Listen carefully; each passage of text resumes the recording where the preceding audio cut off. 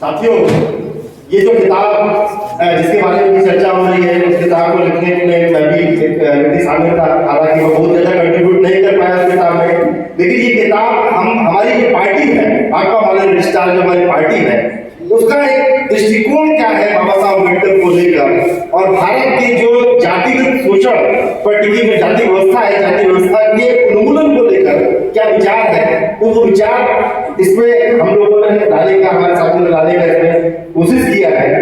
ये किताब एक पहली शुरुआत है।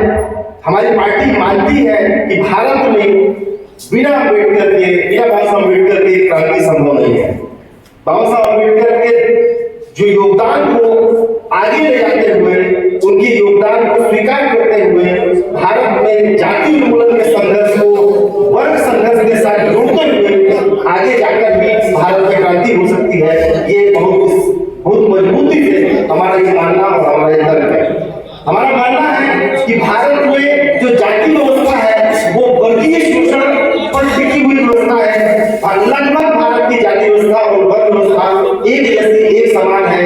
आज भी हमको कहीं को देखने को मिलता है। बहुत संक्षिप्त में, जो कम समय है, एक बाबा साहब अम्बेडकर का जो बहुत बड़ा स्लोगन है जिसमें कम चर्चा होती है, उन्होंने बहुत स्पष्ट कहा था, हमारे दो दुश्मन है, हमारे दो दुश्मन है, एक ब्राह्मणवाद है और पूंजीवाद है। समस्या क्या हुई है कि उन्होंने बहुत स्पष्ट दुश्मनों को रेखांकित किया कि पूंजीवाद भी हमारा दुश्मन है, ब्राह्मणवाद भी हमारा दुश्मन है, और ब्राह्मणवाद पूंजीवाद दोनों को उखाड़ फेंकना हमारा प्रमुख कार्यकाल है। ये इतना स्पष्ट दृष्टिकोण उस समय बाबा साहब अम्बेडकर ने दिया था। बाद में क्या हुआ कि बाद में कम्युनिस्टों ने केवल पूंजीवाद के खिलाफ लड़ाई लड़ी, लेकिन ब्राह्मणवाद के सामने सरेंडर हुए, नतमस्तक हुए। और जो कथित रूप से बाबा साहब अम्बेडकर को मारने वाला जो नौ ब्राह्मणवादी पार्टियां थी, उन्होंने ब्राह्मणवाद को खूब कोसा, खूब गाली दी, लेकिन पूंजीवाद के खिलाफ जो संघर्ष करना चाहिए तो वो कर नहीं सके। कहने का अर्थ क्या है? कमियां दोनों आंदोलन में हुई। बाबा साहब अम्बेडकर के बाद जो हमारे देश में श्रवण आंदोलन जिस तरीके से आगे बढ़ना चाहिए था, जिस तरीके से, जिस महत्वपूर्ण मेच्योरिटी के साथ बढ़ना चाहिए था, बाबा साहब के कंट्रीब्यूशन के साथ बढ़ना चाहिए था, वो बढ़ नहीं पाया।